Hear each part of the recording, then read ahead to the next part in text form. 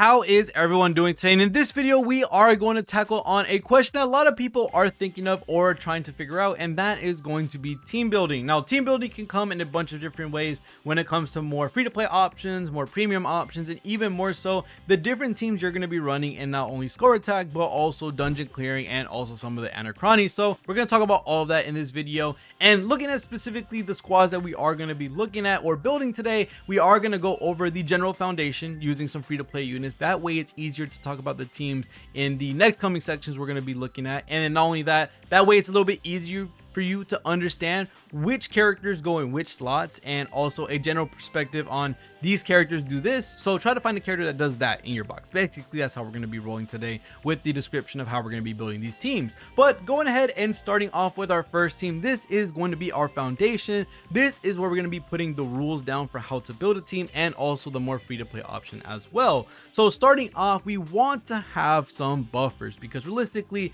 looking at your attacker, they want as many buffs as possible. That way they can nuke down the enemy, and they also want a bunch of debuffs on the enemy as well, but we'll get to that later. First, we're going to start building our core, which is going to be filled with buffers and also a sustain, because every team needs a sustain and some buffers. We're first going to be looking at some two characters that I think are very strong for the most point, and these are going to be Shiki and also the S Yingxia. These two characters, in my honest opinion, are very strong for what they provide, and not only that, some of the benefits they give as well if you were to limit break them, which I know not everybody has, but the limit breaks on them make them an insane unit just because they do allow the backline to gain an extra SP, and if you have both of them, well, that just means you get 4 SP every single turn. But the reason why I put these two together, not only because they're both S ranked, because they both provide two different buffs and also have some other capabilities for the team themselves. Shiki is able to give a charge buff, and this charge buff only needs to be stacked once, but it does give crit rate, which is really nice. And not only that, of course, the extra SP for the backline if you do have them limit break in 3. And then for Yingxia, she's also able to enhance, but she has the ability to also defense down. So you have a buff and you also have a debuff that you could possibly put on the enemy. She also has the ability to give the extra SP. Of course, this S Yingxia only gets stronger if you do have the SS version, because that means you can move the SS move onto the S Yingxia, which would make her absolutely broken. But for the most point, what we're going to be talking about today is going to be the foundation of the team and a more free-to-play option. So we're going to be talking about these two characters right now. Shiki gives charge up and Yingxia gives a regular attack buff. You generally want to have two buffers that don't give the same stats, because you can only buff twice of the same stat. So if we are buffing on straight, let's say crit rate, and the other buffer does crit rate, then you're really not going to get any value, because now you're not building different buffs, which are going to make it so that you're over capping, you're wasting buffs, you're wasting SP. It really isn't the best thing in the world. So you generally want to have two different buffers that give two different things. Shiki gives charge, and also Yingxia gives an enhancement, which is a regular attack buff. So these are already completing what we wanted, which is two different buffs for these two different characters. And not only that, they have a really good limit break skill, and not only that, Yingxia is able to also defense down. So it's a really cool thing to have for a majority of the team.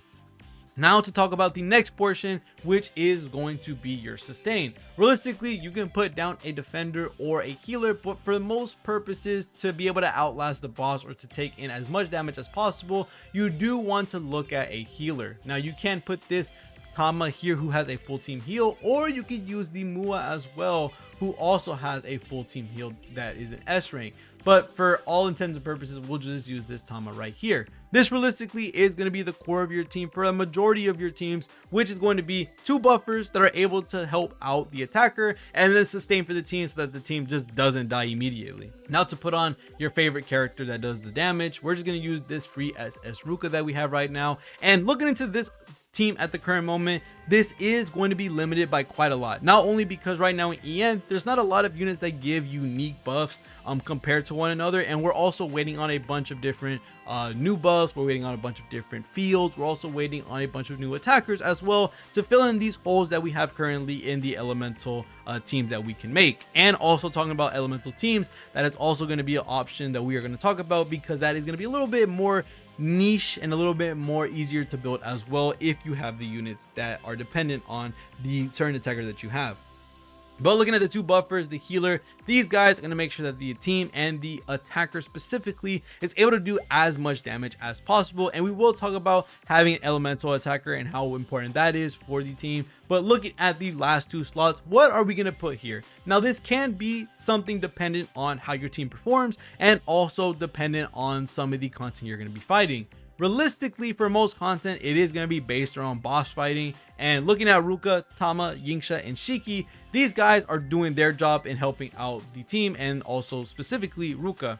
Now, the last two characters, now you want either a debuffer, a second sustain, or a blaster. And the reason for all of these are 100% needed is because for a healer, you might need another healer just for the case that you are just taking a little too much damage for the team that you have right now. If you need another healer, if you need another defender, that's 100% fine, depending on what content you are fighting. But realistically, what they're going to be allocated to more than a second sustain is going to be a debuffer, specifically to be able to help out increase the damage even more so for your attacker. This Aina is really good because she is able to not only give an AoE defense down, which is very strong, I'm not gonna lie, and also an exposed weaknesses, which is also going to allow you to do more weakness damage if you are matching the element, which of course we're going to talk about later on. This Aina provides two really strong debuffs that are on an S rank, so this is kind of widely accessible, and this is going to be a really good character to have on your team.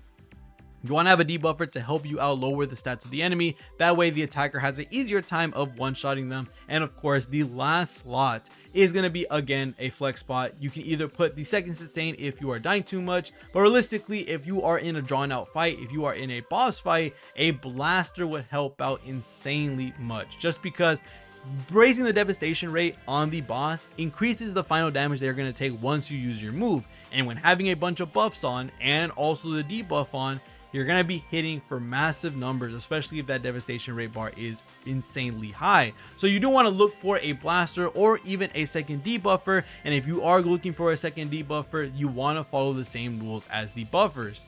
Do they share the same buffs? If they do, I kind of don't want the extra debuffer. If they don't share the same debuffs, then that means that's a really good partner, because that means you're getting even more bang for your buck when it comes to all the debuffs and all the buffs on your attacker and also the boss itself. So make sure to keep that in mind when using double buffers and also double debuffers. Do they have the same skill? Do they have the same buffs? If so, you probably might want to change it up and get somebody else on your team. If they don't, then that might be a really great team to build. But realistically, this is how you're going to generally build the foundation of your team. Two buffers of different type of buffs. You also want to sustain for a healer or a defender. Your attacker, of course, is whoever you have that does the most damage, whoever you like the most.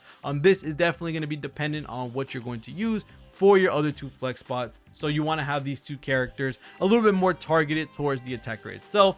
Aina is a really good general debuffer with the defense down and the weakness exposed, and then Karin or any other blaster would help a lot with the devastation rate to help out the final damage you're going to be putting out with your attacker. Now, to talk about the next few teams, we are going to be looking at a more elemental team or more premium option. That way we can talk about the 100% most damaging core that you can make as a team. First, to talk about the next two slots, of course, as you may know from what we just said, you want two buffers. Psycha SS2, you get the crit rate, you get the crit damage, attack buff, really strong general buffer for the most part. And then the same thing goes for SS Yingxia. You can slot in the regular Yingxia if needed, but realistically, if you have these two guys, you have some of the best buffs or the best arsenal of buffs you could ever ask for a majority of teams. This is the best general support line that you can have, because not only every character is going to be able to be boosted up by these different buffs. You have the Yingxia buff with the multi-hit, and you also have the Psycha buff for the crit rate and crit damage buff as well. Really great different buffs that these two hold. Next is going to be your sustain, of course. Me personally, for a lot of the fights that I do, I really love Aoi because she is able to basically just face tank everything. But for right now, we are going to be talking about elemental teams. So what better way to do that than to take in Mua, who is our brand new healer, because she is able to give tactical vision, and this allows weakness damage to be even more buffed. So not only are you getting the Psycha buffs, which are the crit rate, crit damage, and the attack, you're getting Yingxia buffs, which are also the multi-hit portion of the buffs. And now you have Mua, who's giving tactical vision to the whole team, which allows weakness damage to be boosted up even further. So now you have a more element specific different type of weakness, or at least your damage type is going to be boosted up just because of having Mua on the team, or someone that can give tactical vision. The next character is going to be your elemental damage dealer, and that is what we're going to be using today, is going to be the Ruka. Now, since this Ruka is light, we do want to look for a fielder. Now, realistically, we don't have a lot of fielders out right now in the game that can innately put down the field. We do have Mari for ice, we have Tojo for fire, we have Mia for light. I'm trying to remember if there's anybody else, but I know we don't have all the elements at the current moment to be able to give all the fields. I think Iroha as well also has a dark field, but I think that should be it. There are some SSs that give a field on Limit Break 3, but I think those are the other fields that we have in the game. If there's any more, I'll put on the screen somewhere, that way I can cover all my bases. But since we are using Ruka, who is a light element damage dealer, we want to have a light field, and thankfully, I do have the Mia, who's able to place down not only the light field, but also can expose weaknesses as well. So we kind of have all that covered, which is absolutely beautiful. The last thing we need to have is of course, another debuffer if they don't have similar debuffs, or we're looking for another sustain or a blaster. Sadly, I literally don't own any SS blasters on my team or my box, so I can't really put a blaster. And the good thing is Ruka herself, this specific one, does have a, I guess you could say, devastation move by herself, unique to her. So honestly, I don't need a blaster. So that's a really good thing. I'm covering all my bases with the characters that I have. Mia is able to do expose vulnerability, and also is able to do a light field. So she has that covered as well. So the only thing left for me to do realistically, since I have so many different characters that cover so many different bases, I can either only go for another debuffer, but the problem is the debuffs that I do have kind of trample on what these guys can do. I think my Mia and also my Yinxia, Mia can do a vulnerability buff to help me out with the damage, and Yinxia helps me with defense down from time to time. So I don't want a character that's going to make it, I guess you say, over capped on what I'm going to use when it comes to the debuffs and buffs. So what I would do is just put in another sustain, realistically, making it a little bit easier for me to face tank and also build up all the buffs and debuffs that I have on the team. This realistically would be the best possible team you can make that you could slot in for any other elemental character. Say you just got the Tojo for your fire team, then you can follow the same route. You can go ahead and switch out the Mia for Tojo. Now you have a fire character fielder. Now you just put a fire damage dealer. I'm just going to use this as Ruka because I don't have a fire damage dealer. But now you have the best fire team. Realistically, this is the actual team that you want to build, or somewhat similar of what you want to build, just because it's a lot more centralized on the element portion. You want to have a fielder. You want to have a buffer that's able to help out with fire. So we could even take this a step further, take out Aoi, and now guess what? We can put in the new Yotsuha, and Yotsuha is able to not only give us an insane amount of buffs. We're getting Psycho crit rate, crit damage, and attack. Yinxia multi-hit, Mua tactical vision, Tojo's able to help out with the fire field, and Yotsuha's helping with fire crit damage and crit rate and the attack as well.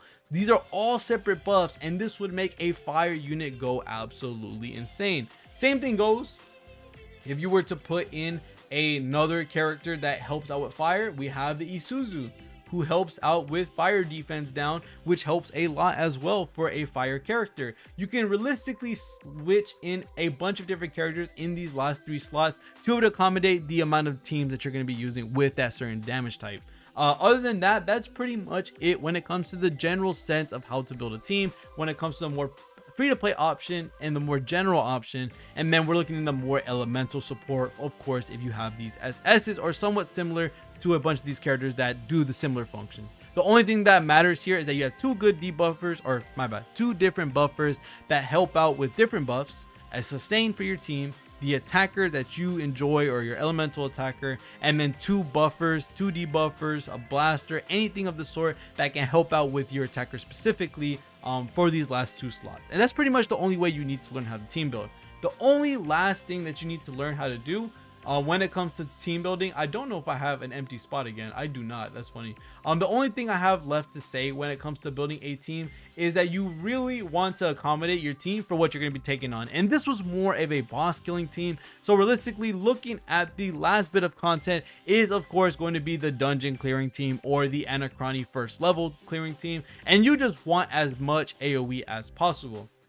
This means rocking characters that have an AoE move for an attacker. This means rocking some type of sustain that has AoE moves like these Tamas and also the Aoi. Same thing goes for having any other character in the game that lowers defense AoE wise, that does anything AoE. You just want to have a regular team, but just a fat ton of AoE. So you just want to have, let's say, the attacker be put, I can't really move them all around, but what you want to do is just overall just get as much AoE as possible to put on your team. And this is going to make it so that you can easily go ahead and take down anything in the game that you possibly would ever need to. So what we have here is we have, let me go ahead and reorder. We have Aoi as the defender. We also have healer as well. These two both have an AoE attack. These guys right here can do AoE. Wacky can do AoE. Ruka can do AoE. Aina has an AoE debuff that is for defense. Megumi has an AoE debuff that is for weaknesses. So now you have the full slot of AoE. You want to get past these AoE stages that take a long time to do, just because you're constantly having a battle and you're constantly having to fight multiple enemies. And the worst way possible that you could go into that is by bringing in a single target damage dealer or somebody that needs their exclusive skill to be able to actually do damage to the full entire wave. So you want to bring characters that have a general AoE skill, because they'll make it so much easier for you to finish it off. And that's pretty much it when it comes to team building. Hopefully in some way, shape, or form this helps out somebody with learning how to team build. I know it can be a lot when it comes to all the different modes, when it comes to all the different characters in the game.